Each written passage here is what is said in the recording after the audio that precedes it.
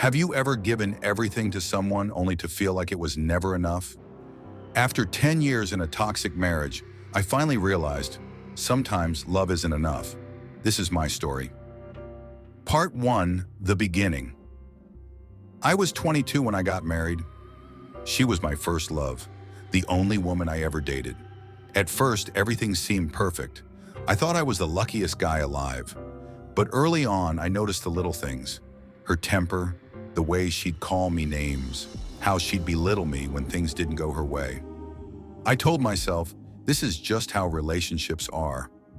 I thought if I worked harder, gave more, and loved her enough, things would get better. But they didn't. Part 2, the breaking point.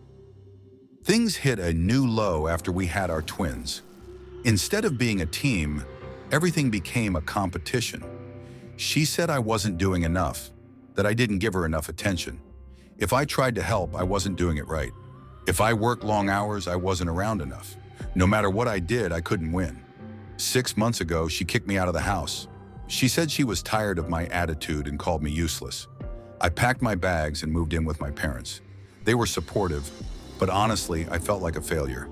I started questioning everything: my worth, my choices, my entire marriage. Part 3, the apology. 3 months later, she reached out. She apologized, saying she'd changed and wanted to work things out. She brought gifts, sent sweet messages, and told me she missed me. And for a moment, I believed her. We started talking again.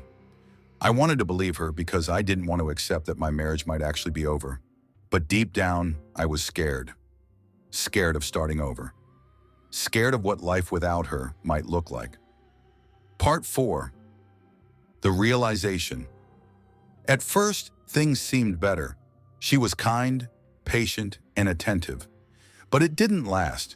Within weeks, she was back to her old ways, calling me names, blaming me for everything, and even threatening me. That's when it hit me. This wasn't going to change. I realized that staying wasn't just hurting me. It was setting the wrong example for my boys.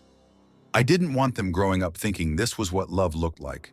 I had to make a choice: stay and lose myself, or leave and start over. Why do we stay in relationships that hurt us? Is it love, fear, or the hope that things will magically change? Let me know your thoughts in the comments. This was the hardest decision I've ever made, but also the most freeing.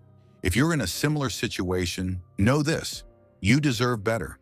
Hit subscribe for more real stories and advice on reclaiming your life. Let's start this journey together.